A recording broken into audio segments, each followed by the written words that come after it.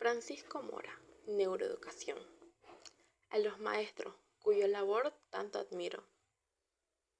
Introducción. Todo conduce a pensar que en las sociedades occidentales, posiblemente en función a la globalización y el acelerado encuentro de cultura, se comienza a considerar más que nunca a la educación como una de las materias de estudio más importantes, sino la más importante. No se trata de que la educación, lo que aprendemos y los conocimientos que adquirimos y cómo lo adquirimos, no haya sido reconocida siempre como materia importante. Eso parece evidente. Lo que ocurre es que parece ser ahora, con los conocimientos nuevos que aporta la neurociencia, comenzamos a darnos cuenta de que es importante. Kant, en su obra Pedagogía, vino a decir que el ser humano no es lo que la educación hace de él, y tenía sobrada razón. Lo que Kant no sabía es que como esa educación opera en el cerebro humano para que esto sea así, y eso es lo que estamos empezando a desbrozar la psicología y la neurociencia cognitivas actuales. Pareciera que es ahora mismo, cuando muchos especialistas en tantas y tantas disciplinas académicas y profesionales empiezan a tomar conciencia de este nuevo punto de partida con el que cambiar el rumbo del aprendizaje y la enseñanza en los colegios y las universidades. Hoy sabemos que una buena educación produce cambios profundos en el cerebro que ayudan a mejorar el proceso de aprendizaje posterior y el propio desarrollo del ser humano. Y el estudio del cerebro aporta nuevos conocimientos que permiten diseñar nuevas técnicas y nuevas aproximaciones con las que intervenir y hacer mejor este proceso de aprendizaje y el desarrollo de los niños. Pero no solo es eso. Hoy también sabemos la importancia que tiene proyectar mejores escuelas, con mucha luz, control de temperatura y del ruido, es decir, el diseño del colegio mismo, neuroarquitectura, lo que rodea su entorno y desde luego la cultura en la que se vive. En resumen, se trata de encontrar y planificar mejores herramientas de enseñanza con las que se facilite el aprendizaje de las materias, se detecten fallos psicológicos y cerebrales que incapaciten para el normal aprendizaje, se promocione la empatía, el altruismo y la colaboración y un largo etcétera. Empieza a no caber duda de la importancia de la necesidad de construir en las nuevas generaciones un pensamiento crítico y creativo que aleje las brumas del pensamiento mágico que durante miles de años tanto han ensobrecido la historia de la humanidad. Es decir, un cambio en la educación que reciben los niños en los colegios. Y es que todo el mundo reconoce hoy que el conocimiento científico de cómo se desarrolla el cerebro humano tras el nacimiento y de cómo ese cerebro aprende de todo cuanto lo rodea. Desde el mismo momento que ve la luz el niño tras nacer, va a producir un profundo impacto en la educación. Impacto que debería impulsar a los gobiernos a instrumentar y desarrollar nuevas políticas educativas y a la necesidad de aumentar la inversión económica en educación, en particular en los colegios. Y así en cada paso del proceso educativo, desde el colegio hasta alcanzar una buena formación profesional o docente investigadora en la universidad. Y resalto en la universidad, además, porque es esta la institución donde cristaliza la formación del pensamiento crítico y analítico y la nueva enseñanza del pensamiento creativo, tanto para las humanidades como para las ciencias. Y todo esto no debería ser un sueño filosófico de gabinete, pues bien es cierto que nos encontramos a las puertas de una nueva cultura. Neurocultura. Se está produciendo una reevaluación de las humanidades y de cómo nos concebimos a nosotros mismos. Y es ahora también cuando junto con la neuroeducación están naciendo nuevas disciplinas como la neurofilosofía, la neuroética, la neurosociología, la neuroeconomía y la neuroestética. Y y muchas más en diversas ramas del conocimiento que están siendo reevaluadas a la luz de comenzar a descifrar los códigos que, adquiridos a lo largo del proceso evolutivo, gobiernan el funcionamiento del cerebro. Todo esto representa hoy esa perspectiva nueva que significa la entrada de la ciencia en general y la neurociencia en particular en el mundo de la cultura, lo que sin dudar ayudará a entender mejor las humanidades, es decir, al ser humano.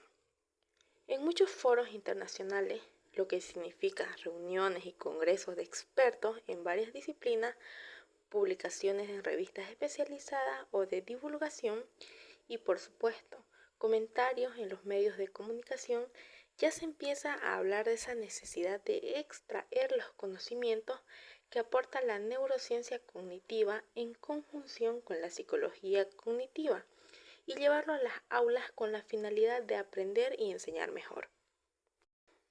Es decir, hacerlo de una manera más eficiente, nueva y diferente de como hasta ahora se ha hecho. Utilizar nuevas estrategias que sirvan para ayudar tanto a quienes enseñan como a los que aprenden. Y estos últimos, los que aprenden, no solo a niños, sino al ser humano en que todo el arco de su desarrollo, desde el recién nacido, la primera, segunda y tercera infancia, la pubertad y adolescencia, la primera y segunda juventud e incluso en el periodo adulto y a lo largo de este tiempo, es complejo, llamamos envejecimiento, en el que es obvio que se sigue aprendiendo y memorizando.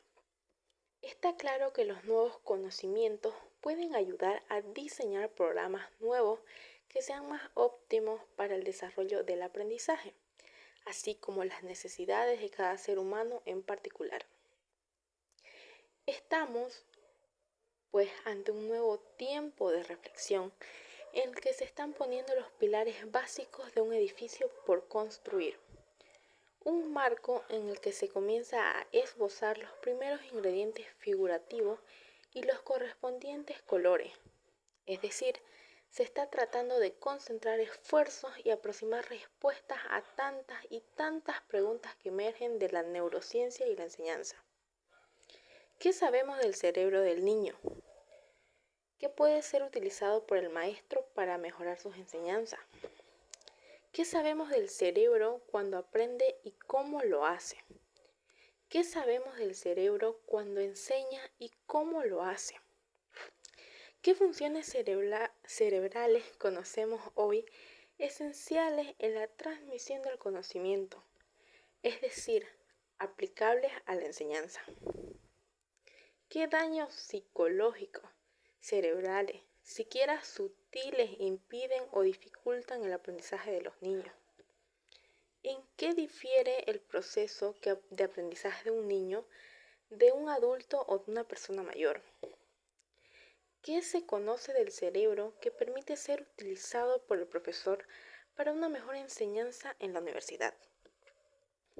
¿Qué hace que un profesor se convierta en un profesor excelente? Preguntas que todavía no se pueden contestar con propiedad, pero sí esbozar algunas respuestas nuevas. En cualquier caso, hoy es bien cierto que la neurociencia comienza a aclarar los ingredientes neuronales de los que conocemos como emoción, curiosidad, atención, conciencia, procesos mentales, aprendizaje, memoria y consolidación de la memoria, y también sueño y ritmos biológicos. Y todo ello desde el niño hasta el adulto y el anciano. Es más, la neurociencia nos enseña que estos procesos no son eventos singulares en el cerebro, con un sustrato neuronal único, sino procesos múltiples en los que participan muchos circuitos cerebrales, a tiempos diferentes y localizados en distintas áreas del cerebro que se ponen en marcha por estímulos diversos del medio ambiente. Pues bien, adentrarse en estos conocimientos, determinar estos tiempos y relacionarlos con la eficiencia del aprendizaje y la enseñanza, bien pudiera ayudar a utilizarlos mejor. Por ejemplo, Sabemos que lo que llamamos atención no es un fenómeno singular y único, sino que refiere a procesos cerebrales diferentes según los estímulos que se reciben y a los que prestamos interés. Y se comienzan a poner en mesa de estudio los tiempos atencionales, diferentes según los distintos temas a los que haya que prestar atención. Y aun cuando todavía no se conoce en neurociencia, sí sabemos por psicología que el tiempo atencional en el niño, el tiempo que el niño es capaz de mantener la atención, no es el mismo que el del adulto, tanto para aprender una percepción concreta como para aprender un concepto abstracto relativamente complejo. Y que en todos los casos el tiempo atencional para atender las enseñanzas de una clase es también diferente y bastante dependiente del entrenamiento previo que tengan. Precisamente disecar todos estos ingredientes de la atención en términos neurobiológicos y educativos puede ayudar a conocer los tiempos reales y los componentes reales necesarios para poder adecuar las enseñanzas a cada edad y hacerlas más efectivas y eficientes. También ayudar a conocer cómo estos tiempos e ingredientes pueden ser modificados. En esta sección pretende avanzar la neuroeducación. Y de todo ello se han dado cuenta ya muchos prestigiosos pensadores e instituciones como, por ejemplo, el Centro de Neurociencia para la Educación de la Universidad de Cambridge o Sociedad Internacional My Brain and Education a través de la revista My Brain and Education. El primero es un centro que está haciendo esfuerzos por entresacar conocimientos sólidos y bien contrastados de la neurociencia y hacerlos aplicables a la enseñanza, realizando también un esfuerzo complementario en difundirlos a los medios e instituciones interesadas. La segunda también sigue ese mismo camino de publicar estudios en este campo. Todo lo anterior no impide reconocer que hay problemas con los que se enfrentan esta andadura. El primero, ciertamente básico, es la enorme dificultad del lenguaje en la transferencia de los conocimientos de la neurociencia desde los neurocientíficos a los maestros, para que estos capten con certeza y seguridad esta transmisión y poder así aplicarlos en la clase y los alumnos. El segundo gran problema es seleccionar con claridad los datos neurocientíficos que, transferidos al maestro, sean aplicación real y beneficien su labor.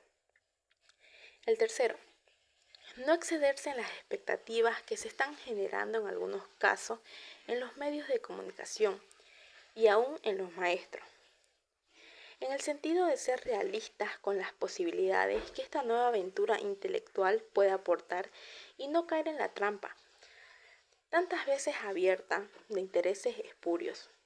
Precisamente una precipitación en este camino es lo que ha dado lugar al nacimiento de los neuromitos, es decir, a la aplicación en los colegios de conocimientos neurobiológicos distorsionados, lo que es lo mismo que decir a la aplicación de falsos conceptos o conceptos neuroerróneos.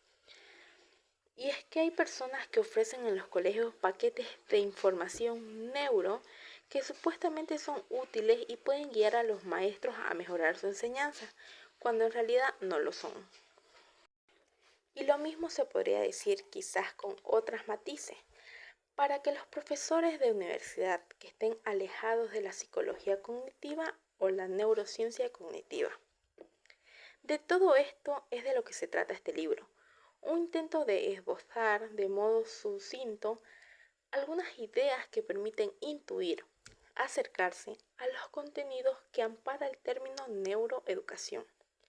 El libro comienza enmarcando el concepto de neuroeducación, seguido de un recordatorio de aquellos pilares básicos del cerebro y su interacción con el medio ambiente que justifican por qué se habla de neuroeducación.